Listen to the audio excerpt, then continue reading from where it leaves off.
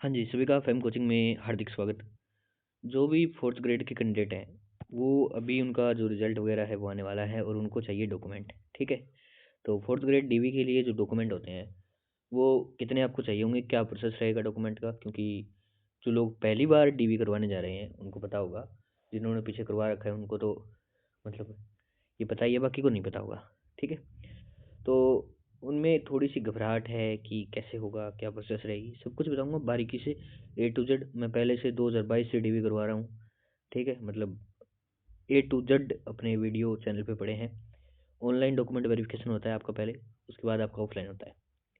दोनों में डॉक्यूमेंट चाहिए होते हैं, क्या-क्या चाहिए होते हैं, कैसे चाहिए होते हैं, क्यों चाहिए होते हैं, सारी चर्चा करेंगे। डॉक्यूमेंट बताऊँगा एक-एक, ठीक है? तो ध्यान से वीडियो में बने रहिएगा और सब्सक्राइब मेरे भाई ज़रूर कर लेना, ठीक है? एक सब्सक्राइब में आपका कुछ जा रहा नहीं है और हमारे थोड़े से सब्सक्राइबर बढ़ जाते हैं। तो चलो, देखिए, पहले 2-3 स्टेप बता देता हूँ, उसके बाद देखना। पहले ओवरव्यू समझा देता हूँ मैं डीबी का, कैसे क्या सीन रहता है, उसके बाद बात करेंगे डॉक्यूमेंट की। तो आपका पहले तो होगा ऑनलाइन, ठीक है? जैसे आपका अभी रिजल्ट आएगा, उसके बाद आपको एक बार ऑनलाइन का टाइम दिया जाएगा 6 से 7 दिन। 6 से 7 दिन में आपका फॉर्म आरएसएसबी की साइट से जो आपको एसएसओ खुलती है, एसएसओ में आरएसएसबी का रिक्वायरमेंट पोर्टल होता है, वहाँ पर जाके आपका फॉर्म भरा जाएगा। वो खुल जाएगा आपका ऑनलाइन। उसके लिए आपको नोटिफिकेशन आएगा जब आपकी वो आएगी ना लिस्ट अभी 2 गुना की उसमें। तो जितने भी साथी हैं वो डॉक्यूमेंट वेरिफिकेशन करवाएंगे। अब वो 2 गुना की आएगी, 1.5 गुना की आएगी, वो आगे की बात है। पर जो भी कैंडिडेट उसमें पास होंगे उनको डॉक्यूमेंट वेरिफिकेशन करवाना होगा। 6 से 7 दिन ऑनलाइन के दिए दिए जाएंगे। लेकिन एक चीज़ बता दूँ, जैसे ही नोटिफिकेशन जारी होगा उसके बाद आपका 2 दिन बाद आपका डॉक्यूमेंट वेरिफिकेशन स्टार्ट हो जाएगा। तो मतलब आपको ये 2 दिन का समय दिया जाएगा डॉक्यूमेंट बनवाने के लिए, ताकि आप बनवा सकते हो और इन 6 से 7 दिन में आप भर सकते हैं। अब ये मेरी बात पहले से समझ लेना, 2 से 3 दिन ही मिलते हैं, इससे ज़्यादा समय आपको नहीं मिलेगा। जैसे आज मान लीजिए आज शनिवार है, शनिवार को नोटिफिकेशन आया, तो ये नोटिफिकेशन ऐसे आएगा कि मंगलवार से आपके फॉर्म है वो स्टार्ट हो जाएंगे। तो वो 2-3 दिन का गैप मिलेगा आपको, उसमें आपको तहसील में भी काम पड़ेगा, कॉलेज में भी काम पड़ेगा, वो पहले करवा लें आप, मेरे हिसाब से अच्छा रहेगा। तो मैं वो चीज़ें बता देता हूँ, देखो ध्यान से। ये है डॉक्यूमेंट, क्या क्या ले जाना है, क्या नहीं ले जाना, ध्यान से सुनना। आय जाति सबका कन्फ्यूजन है वो दूर करूँगा, ओके? एक एक चीज़ को बारीकी से सुनना है यहाँ पे। 10वीं और 12वीं की मार्कशीट है, ये तो आपको चाहिए ही चाहिए। आपको पता है आपने 4th ग्रेड का फॉर्म भरा है, 10वीं लेवल पे भरा है या 12वीं लेवल पे, जो भी आपने जिस हिसाब से भरा है वो तो आपकी क्वालिफिकेशन हो गई, वो तो आपको देनी लेनी है। उसके बाद आता है कि हायर लेवल की डिग्री, यदि आपने कोई डिग्री कर रखी है तो आप दे सकते हैं, ज़रूरी नहीं है, ध्यान रखना। मैंने लिखा है यदि है तो आप लगा सकते हैं। यदि आपने फॉर्म भरते टाइम नहीं लगाई थी तो कोई दिक्कत नहीं है कि हमने फॉर्म भरते टाइम नहीं लगाई थी, अब लगा रहे हैं तो लगा देंगे, आप बिल्कुल लगा सकते हो, कोई दिक्कत नहीं है। मूल निवास आपको चाहिए। और जो हायर लेवल की डिग्री नहीं लगाना चाहता, कोई किसी के पास है डिग्री और नहीं लगाना चाहता, तो भी आप बिल्कुल नहीं लगा सकते हैं, कोई दिक्कत नहीं है। पर जितनी आपकी क्वालिफिकेशन भर्ती में मांगी जाती है, जैसे 10वीं पास मांगी गई है तो 10वीं पास आपको देना होगा। उसके बाद अगर ऊपर आपने कर रखा है तो आप दे सकते हैं। मूल निवास, बिल्कुल, मूल निवास जो आपको है, ये आपको एक बार ऑनलाइन के लिए बता रहा हूँ मैं डॉक्यूमेंट, ठीक है? ध्यान रखना। ये जब आपका ऑनलाइन आएगा ना उसके लिए डॉक्यूमेंट बता रहा हूँ। ये ऑफलाइन में भी यही डॉक्यूमेंट है सेम, ऐसा नहीं है कि ऑफलाइन में मतलब कोई अलग है। लेकिन ऑफलाइन के लिए 1 या 2 डॉक्यूमेंट ऐसे होंगे जो बढ़ेंगे, वो मैं आपको आगे वीडियो में बता दूंगा। ऑफलाइन के लिए अभी ऑनलाइन में जो है वो मैं बता रहा हूँ। ऑफलाइन में 1 या 2 डॉक्यूमेंट अलग से बढ़ जाते हैं, वो बता दूंगा, इससे ज़्यादा कुछ नहीं बढ़ेगा। मूल निवास आपका राजस्थान का लगेगा। यदि कोई बाहर से है जैसे, तो उसमें उसका मूल निवास तो है वो बाहर से आप दिखाते हैं तो उनका कास्ट सर्टिफिकेट है, वो नहीं माना जाएगा, उनको जर्नल में कंसिडर किया जाएगा, ये चीज़ है। तो मूल निवास आपका लगेगा। जाति प्रमाण पत्र, अब इसमें सबसे ज़्यादा डाउट होता है कि जाति प्रमाण पत्र जो अपने, पहली बात तो मैं बता दूं किस किस को देना है। ये देना है ओबीसी, और जो अपने, बाकी देना तो सबको होता है, लेकिन जो अपने ओबीसी एमबीसी हैं, ठीक है, और एक और है ईडब्ल्यूएस, ये 3 जो कैटेगरी हैं, इनको एफिडेविट की प्रॉब्लम होती है क्योंकि इनका कास्ट सर्टिफिकेट है वो 1 साल में नया बनता है। तो इनमें एफिडेविट की जरूरत होती है, जो लोग नहीं बनवाते हैं। बाकी देना, ये जाति प्रमाण पत्र देना सबको होता है, SC ST वालों को भी देना होता है, पर उनका एक बार बन जाता है। जैसे SC ST का एक बार बन गया तो उनको दोबारा बनवाने की नीड नहीं है। लेकिन जाति प्रमाण पत्र इसमें दोबारा बनवाने की नीड है, इसमें से थोड़ा सा आपको समझना है। देखो, यदि आपने फॉर्म कब भरे गए थे इसके, शायद जो भी आपके इसके फॉर्म भरे गए थे फोर्थ ग्रेड के, जैसे मान लीजिए 2025 में दिसंबर में या जनवरी में, यहाँ जो भी भरे गए हैं आप देख लेना।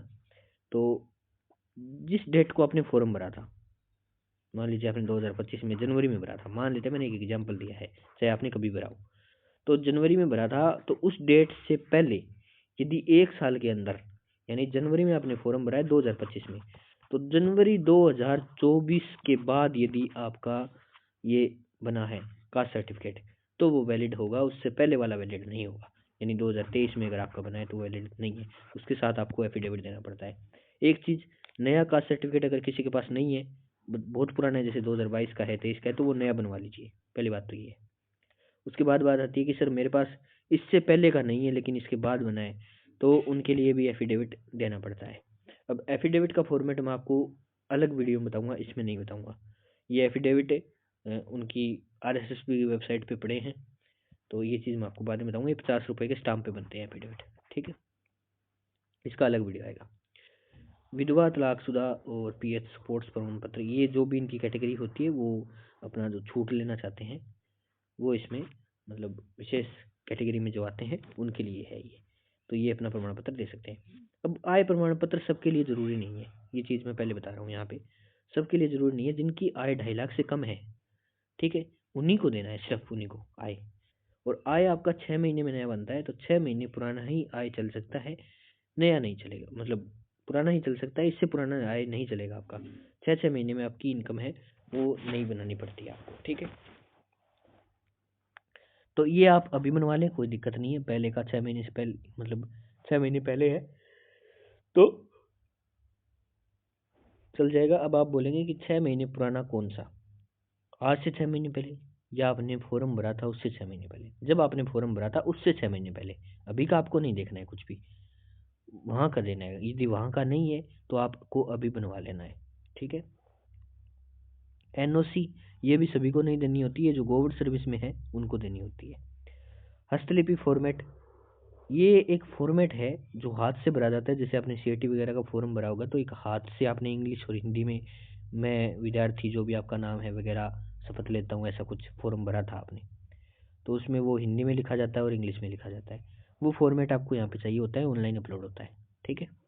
तो ये एक फॉर्मेट है, ये आपको मतलब जो, एक चीज़ बताता हूँ जी, ये डॉक्यूमेंट है, जब आपकी डॉक्यूमेंट है वो मेरिट लिस्ट आएगी ना, उसमें सारे डॉक्यूमेंट आपके लिखे होंगे और उसमें ही ये फॉर्मेट आपको दिए होंगे, तो आपको टेंशन लेने की जरूरत नहीं है कि फॉर्मेट कहाँ से मिलेगा। वैसे अपने टेलीग्राम पे डाल देंगे, अपन टेलीग्राम चैनल ज़रूर ज्वाइन कर लेना भाई, लिंक डिस्क्रिप्शन में है, और 2 अपने व्हाट्सएप ग्रुप है, ठीक है।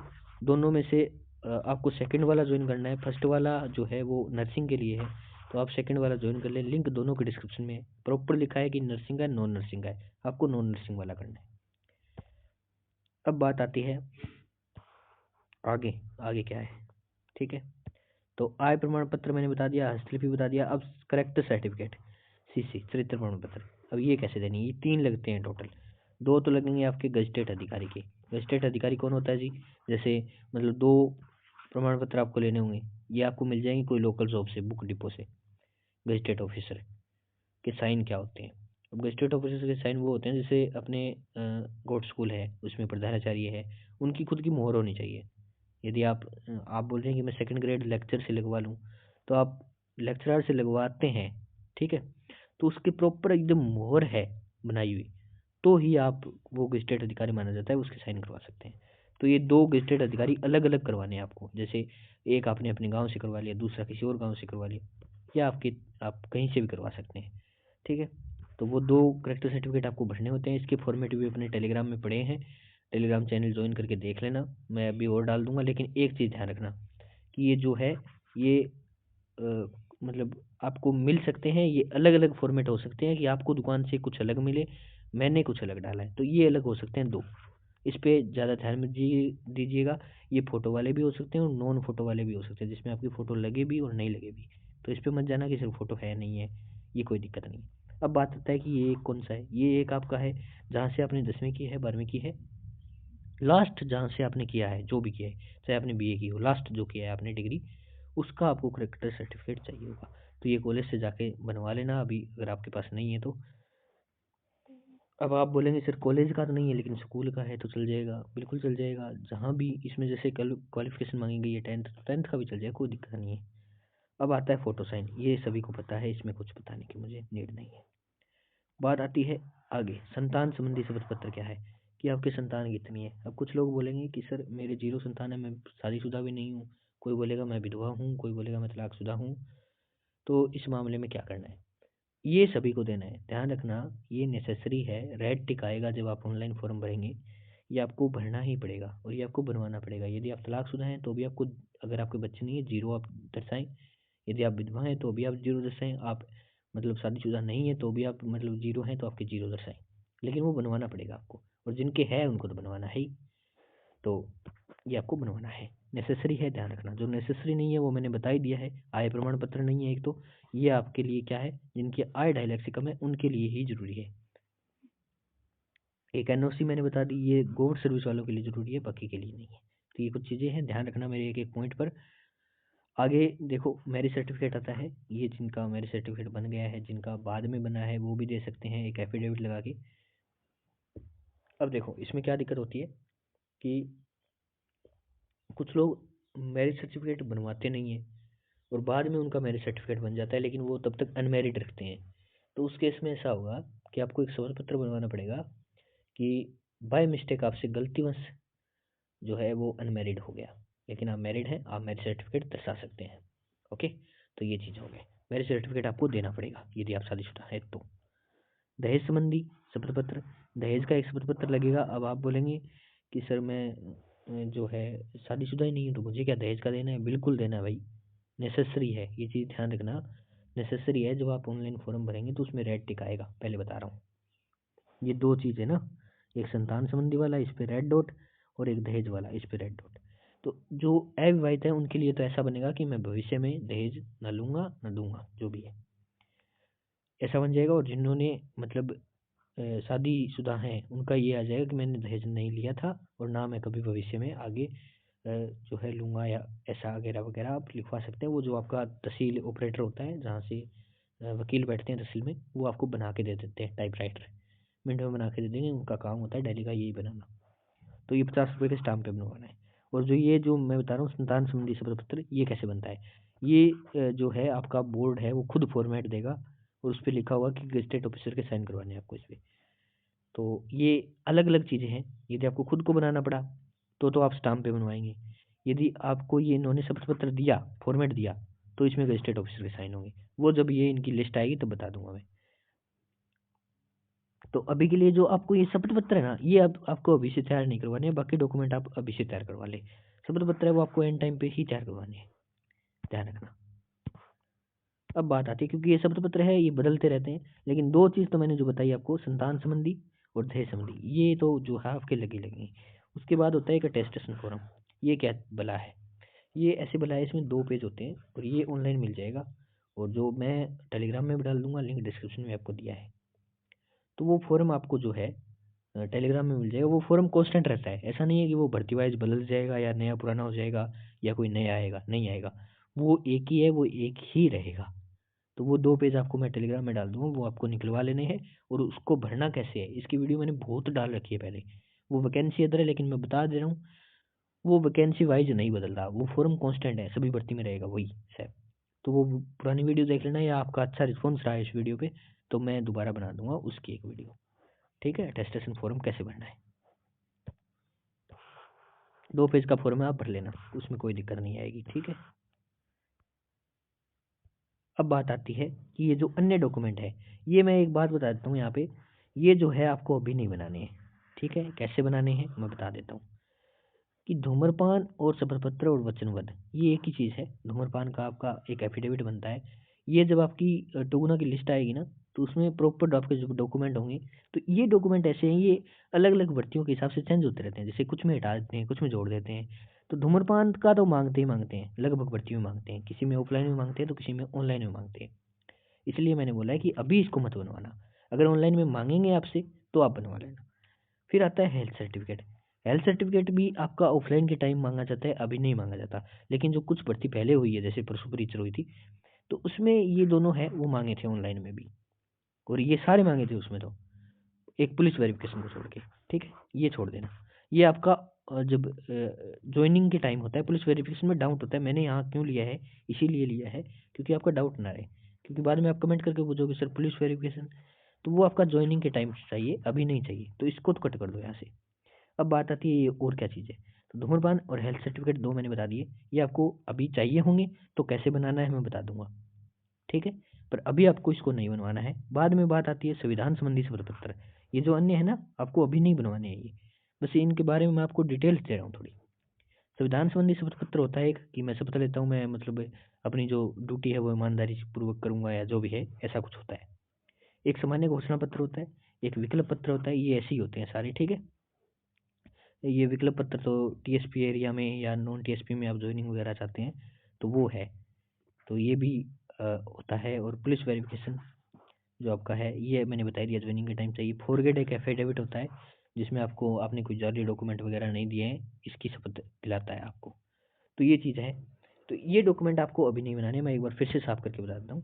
देखिए ये जितने डॉक्यूमेंट है ये आपको अभी नहीं बनाने, जब आपकी 2 गुना की लिस्ट आएगी उसके बाद जो है ये आपको बनवाने पड़ेंगे। और एक चीज़ कह रहा हूँ, एफिडेविट आपको अभी बनवानी नहीं है, एफिडेविट आपको एंड टाइम में बनाने हैं। बाकी जो जितने भी डॉक्यूमेंट है ये पीडीएफ मैं आपको टेलीग्राम में डाल दूंगा, तो आपको ये पीडीएफ मिल जाएगी, वहाँ से आप उठा के इसमें जितने भी और डॉक्यूमेंट है वो आप तैयार रखें।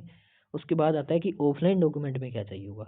ऑफलाइन की बात करें तो ऑफलाइन में जो आपके ये हैं ये पक्के चाहिए होते हैं, जो हेल्थ सर्टिफिकेट है और धूम्रपान है ये चाहिए होते हैं।